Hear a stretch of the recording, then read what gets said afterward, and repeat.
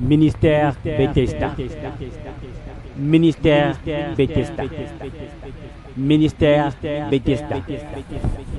Mais la plupart des choses qui se présentent à nous, non, sont des interfaces. En tant qu'être humain, la plupart des entités qui se présentent à nous, que ce soit un être humain qui a un caractère qui n'est pas normal, cet être humain-là est l'interface d'une force qui illustre ce caractère au travers de sa vie. C'est comme même une série télé, ou un site internet, ou même une musique. Une musique peut être l'interface qu'utilise le diable pour atteindre quelqu'un. Vous comprenez? Un genre d'image, un genre de livre que vous lisez. Parce que ce que vous lisez ou le média par lequel vous passez véhicule l'idée de son auteur. C'est comme Dieu aujourd'hui transite par nous, mais nous véhiculons la pensée de quelqu'un qui est au-dessus de nous. C'est une pensée qui est inscrite dans un recueil qu'on appelle la Bible et que nous véhiculons. Vous voyez? Et la Bible, on dit que c'est la parole de Dieu. Donc nous véhiculons quelque chose. Nous sommes comme une interface. Et il y a aussi des personnes que vous rencontrerez dans votre vie. Ces personnes-là sont des étouffeurs de grâce. Si vous analysez, vous allez même remarquer que parfois votre vie allait bien jusqu'au jour où vous avez connu quelqu'un. Jusqu'au jour où quelqu'un est entré dans votre vie. Jusqu'au jour où vous avez commencé à fréquenter un ami. Bien aimé, Jonas, alors qu'il n'était pas en ordre avec Dieu, il est monté sur un bateau. La Bible dit que ce bateau-là a failli faire naufrage. Le bateau a failli faire naufrage à cause de la présence de Jonas dans le bateau. Le bateau peut symboliser la vie de quelqu'un. Jonas symbolise quelque chose qui n'est pas en accord avec Dieu et qui entre dans ta vie. Et le naufrage, ce sont les problèmes que te cause la présence de cette entité dans ta vie. Faites très attention, bien-aimés. Coupez les relations toxiques. Coupez ce qui ne vous arrange pas. Bien-aimés, faites attention aux relations toxiques dans votre vie. Faites attention. Il y a même des personnes, vous remarquez, quand vous rencontrez ces personnes-là, c'est comme si la joie revient dans votre vie. Et vous remarquez aussi que même il y a des aspects qui avaient séché dans votre vie, qui reprennent vie. Vous voyez? Et parce que cette personne-là que vous rencontrez, ou ce groupe de personnes, peut être une interface derrière laquelle Dieu s'illustre. Donc les entités qui rentrent en contact avec nous, quelle que soit leur nature, que ce soit des entités physiques, charnelles, que ce soit par un moyen sonore, par un moyen visuel, que ce soit quelque chose que nous lisons, quelque chose que je ne sais pas, une idée, mais toutes ces entités-là qui viennent se frotter à nous ne sont que des interfaces d'une force. Et même un être humain, vous voyez, même un être humain. Et la Bible dit, l'Éternel fit souffler sur la mer un vent impétueux, et il s'éleva sur la mer une grande tempête.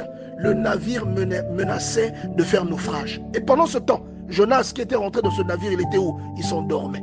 Il y a des gens, quand ils viennent dans ta vie, tu ne peux même pas soupçonner que c'est lui. Tu commences à vivre des tumultes dans ta vie. Tu commences à vivre des mouvements compliqués. Tu ne vas même pas soupçonner que parfois c'est une amitié que tu as liée avec quelqu'un qui n'est pas en accord avec Dieu, avec quelqu'un à qui Dieu en veut. Tu vois, il y a des gens, ils rentrent dans ta vie, même dans les relations amoureuses. Tout va sécher dans ta vie. Tout va sécher. Plus rien ne va marcher. Vous voyez? Faites très attention. Il y a des gens, quand il vient, il te détruit. Lui, quand il rentre là, c'est seulement pour te détruire, mais il ne fait pas exprès. C'est parce que c'est à cause de ce qu'il traîne. Et il y a beaucoup de moyens, en tant qu'être humain, de faire passer une malédiction que nous transportons vers la vie d'une autre personne. Vous voyez? Faites très attention. Mon affaire, ne vous associez pas à n'importe qui en affaires. Parce qu'il y a des partenaires d'affaires, vous pouvez être quelqu'un, vous avez la grâce et Dieu est dans votre vie. Et ce que vous faites marche. Mais si vous associez à la mauvaise personne, vous allez remarquer que parfois, ce que vous entreprenez va cesser de marcher. Ça ne va plus marcher comme avant. Vous voyez, parce qu'il y a des gens qui transportent des choses. Vous voyez, je pense que vous vous souvenez même de l'étude qu'on avait fait sur les malédictions sexuellement transmissibles. Et ça, c'est un moyen aussi par lequel la malédiction peut passer, ou encore la malchance, la poisse. Toutes ces choses-là peuvent passer de la vie d'une personne vers votre vie. Alors vous qui aviez une vie qui avançait correctement, vous allez vous retrouver embourbé. Et vous allez vous interroger. Vous pouvez même croire que Dieu vous a abandonné, alors que Dieu ne vous a pas abandonné. Parfois vous êtes avec la mauvaise, parce que vous avez traîné avec une mauvaise personne, ou vous êtes avec des mauvaises compagnies. Vous voyez, la Bible est très claire. Regardez, la Bible dit, ne vous y trompez pas. les mauvaises compagnies corrompent, ne vous y trompez pas, les mauvaises compagnies corrompent les bonnes mœurs. 1 Corinthiens chapitre 15, verset 33. Donc, Dieu sait de quoi il vous parle. C'est une mauvaise compagnie. C'est-à-dire quelqu'un qui n'est pas correct, mais qui devient votre compagnie, qui fait partie de votre entourage, qui vous fréquente, il va vous corrompre. Et il ne corrompt pas seulement ce qui est visible. Il va corrompre ce qui est à l'intérieur de vous.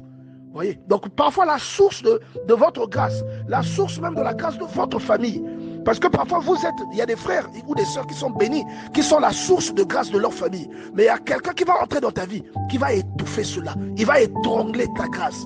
Il y a des étouffeurs de grâce. Vous voyez? Et vous n'allez même plus reconnaître. Les gens vous regarderont, mais ils ne reconnaîtront plus ce que vous étiez, parce que ça ne sera plus manifesté à cause de la présence de quelqu'un ou de quelque chose. Tout comme on nous l'a dit tout à l'heure, ça peut aussi venir parfois d'un livre, d'une image. L'essentiel, c'est que ce soit quelque chose qui illustre une pensée qui n'est pas bien, une pensée qui est négative.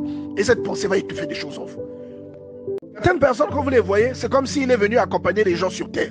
Quand tu le vois, tu le lis, tu vois comment il est, sauf qu'il n'y a rien dans sa vie, il n'a aucun projet, il n'a aucune vision. Et même ce qu'il entreprend ne marche jamais. Bien aimé, il faut que tu te rapproches et il faut que tu donnes ta vie à Christ. Tu vois, tu es sous l'emprise de l'étouffement. Il y a quelque chose qui étrangle ta grâce. Il y a quelque chose qui étrangle la possibilité d'épanouissement que Dieu a prévu dans ta vie. Vous comprenez? Il y a une chose qui se produit en toi. Il y a un esprit d'indigence qui s'est attaché à toi et qui ne veut pas te laisser. Oui. Parfois, tu as fréquenté quelqu'un qui a une grâce, qui a une malédiction terrible et qui influence négativement ta vie. Et parfois même, tu ne fréquentes plus cette personne, mais parce que tu ne pries pas, cette malédiction traîne dans ta vie. Tu n'arrives pas à t'en débarrasser. C'est comme quelqu'un qui ne sait pas laver. Vous voyez? Donc, il y a des choses, même si vous lavez, comme l'huile avec laquelle les mécaniciens se badigeonnent là pendant qu'ils réparent les voitures, vous voyez que cette huile-là, la plupart du temps, elle est difficile à nettoyer. Mais des fois, vous devez prendre du détergent. C'est difficile. Il y a des gens comme ça. Tu vas te laver avec de l'eau. Avec cette huile, elle ne partira pas. Donc, il y a des personnes qui ont besoin de grands moyens pour être délivrées de cet esprit d'étouffement de grâce. Dieu crée tout le monde avec une bénédiction. Aujourd'hui, ce que tu n'expérimentes plus n'est pas dû parfois au fait que Dieu n'est plus dans ta vie.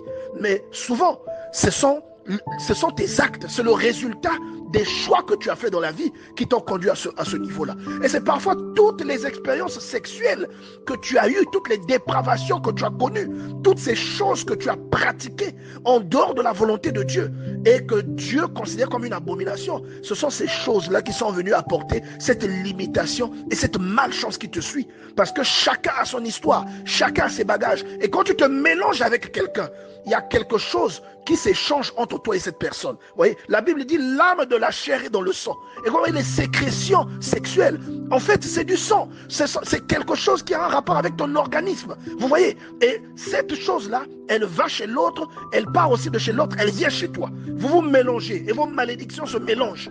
Et vous transportez l'un et l'autre la peine de chacun d'entre vous. Chacun transporte l'héritage qui appartient à la famille d'autrui. Une malédiction qui régnait sur une famille parce qu'un grand-père était féticheur. Cette malédiction-là, toi, tu la prends, elle appartient à la famille d'autrui, tu la prends, tu l'emmènes chez toi et tu commences à vivre des choses abominables dans la maison. Tu commences à faire des morts-nés alors que dans votre famille, il n'y a pas cet esprit.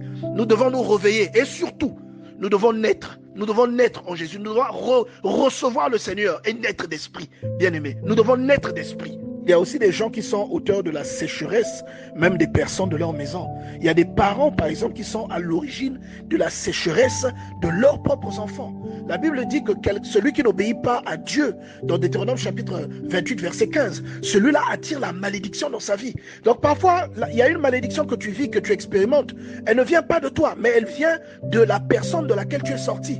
À ce moment-là, ton seul paramètre ou la seule option, la seule porte de sortie que tu as, c'est Jean chapitre 1, verset 12. Vous voyez, où la Bible te dit que tu dois croire, tu dois recevoir le Seigneur dans ta vie pour que tu naisses de l'esprit, que ta naissance ou ta vie ne dépende pas uniquement de l'être humain duquel tu es sorti ou des êtres humains desquels tu es sorti, mais que tu sois né de Dieu. Vous comprenez? Parce que la Bible te dit, si tu n'obéis pas à la voix de l'Éternel ton Dieu, si tu n'observes pas et ne mets pas en pratique tous ses commandements et toutes ses lois, alors toutes les malédictions, voici toutes les malédictions qui viendront sur toi. Et il les cite.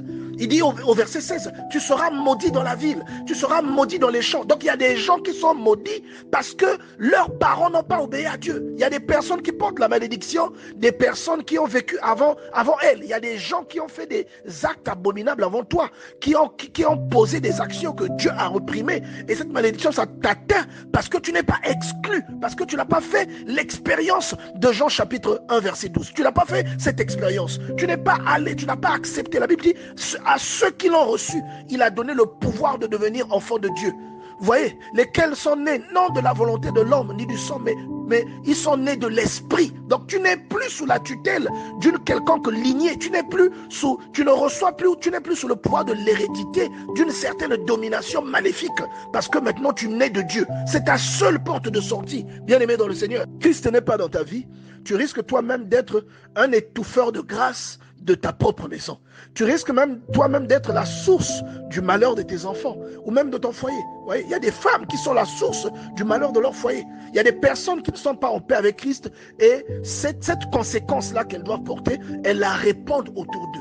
La Bible dit, l'Éternel enverra pour pluie à ton pays la poussière, parce que dans la parole de Dieu, la pluie symbolise la bénédiction. Il dit, au lieu que ce soit la pluie, c'est la poussière qui va venir, la poudre. Et il dit, il en descendra du ciel sur toi jusqu'à ce que tu sois détruit.